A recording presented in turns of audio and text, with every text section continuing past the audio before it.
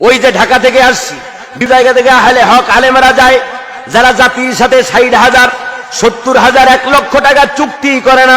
আল্লাহ রাব্বুল আলামিন কোরআনুল কারীমের ভিতরে ওই সব দায়ীদের ওয়াজ শোনার কথা, ওয়াজ আমল করার কথা আল্লাহ পাক কোরআনে কারীমে বলছেন। আল্লাহ পাক বলেন, তাবিউ মাল্লা ইয়াসআলুকুম আজরাও ওয়া হুম মুহতাদুন। সুবহানাল্লাহ।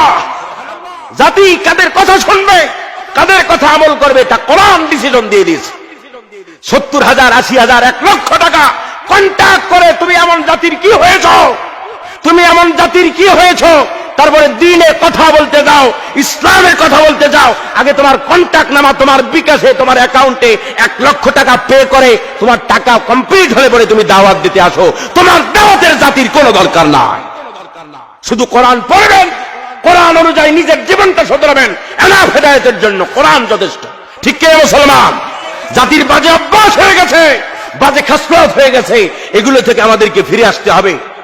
আল্লাহ সুবহানাহু ওয়া তাআলা গোটা জাতিকে, এই কথা আজ 1 বছর নয়, 2011 সাল থেকে এই কথা জাতির মাঝখানে প্রত্যেকটা মাহফিলে বলি আমি।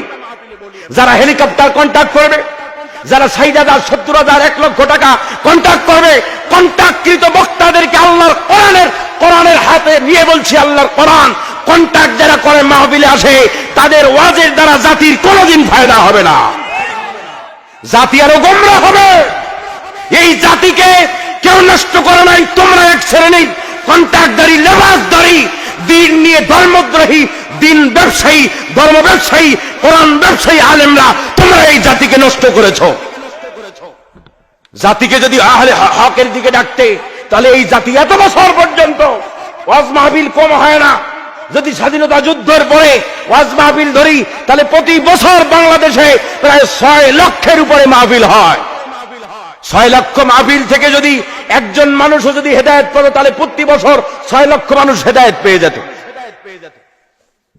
প্রিয় ভাইয়ের আমার, এত ওয়াজ মাহফিল হচ্ছে, সমাজ থেকে আপনার সভা সমিতি কমছে, সমাজ থেকে সমিতি কমে নাই, হারাম কমে নাই, হারাম এনজিও গুলো বন্ধ হয়েছে, সমাজে বাড়তেই আছে, বাড়তেই আছে। রন্ধ্রে রন্ধ্রে তোমরা জাতিকে আবার ফতোয়া দেয় অনেকে। আমার কাছে এমনও সংবাদ আছে, মসজিদের ইমামরা পর্যন্ত বলে সবাই লোন নেয়, আপনি নিলে সমস্যা কি? জাতির আলেমরা যখন হারাম ভক্ষণ করবে, তখন জাতি মুশরিক হবে না তো কি হবে? আল্লাহ সুবহানাহু ওয়া তাআলা গোটা জাতিকে, এই সকল উলামায়ে সূ থেকে আল্লাহ পাক গোটা জাতিকে হেফাজত করুক বলি আমিন। দেখবেন আল্লাহ পাক বলছেন, কাবুরা মাকতান ইনদাল্লাহি আন তাকুলু মা লা তাফআলুন। তোমরা এমন কথা কেন বলো যেটা তোমরা তোমাদের কাজে পরিণত করো না? এটা সবচাইতে আমি আল্লাহর কাছে নিন্দনীয়, নিকৃষ্ট কাজ। দাওয়াত দাঈ ইলাল্লাহ আল্লাহর কাছে সবচাইতে উত্তম মানুষ। আল্লাহ রাব্বুল আলামিন বলেন, ওয়ামান আহসানু কাওলাম মিম্মান দাআ ইলাল্লাহি ওয়া আমিলা সালিহান ওয়া ক্বালা ইন্নানি মিনাল মুসলিমিন।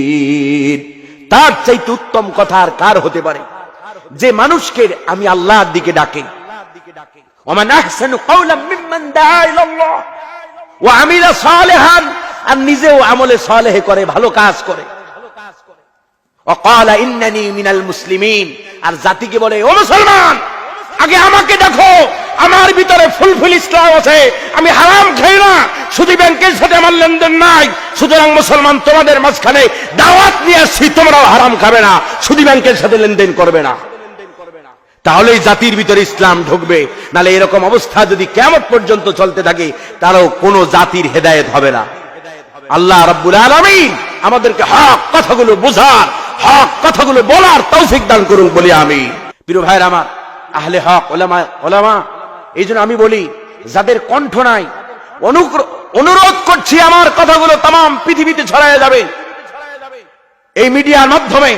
অনুরোধ করছি জাতিকে, যেই আলেমদের কণ্ঠ নাই, কিন্তু আলেমরা হক, আলেমরা হালাল খায়, আলেমটার চলনে বলনের ভিতরে সুন্নাহর ইত্তেবা আছে, সেই আলেমকে ডাকেন।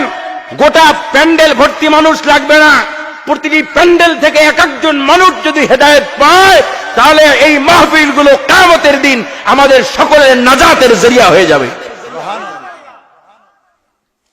আর আপনারা বুড়ি বুড়ি বুড়ি গোটা অঞ্চল ব্যাপী যদি একটা মাহফিল হয় আর তাম দেশের জনগণ যদি এক জায়গায় হয় আর সেখান থেকে যদি একজনের হেদায়েত নসিব না হয়, তাহলে ওই যে টাকা অপচয় করলেন সব অপচয় হলো, কিয়ামতের দিন ওই কারণে জাহান্নামেও যাওয়া লাগবে।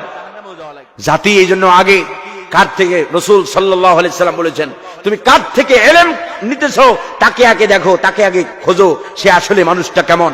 ইমাম বুখারী রাহমাতুল্লাহ আলাইহি তার জীবনী পড়েন, তার জীবনী দেখেন, তিনি যখন হাদিস সংগ্রহ করতেন, যার ভিতরে ওলামায়ে কেরাম এখানে বসা আছেন, যার ভিতরে যারা পরিমাণ সন্দেহ পাইছেন তার থেকে হাদিস নেন নাই।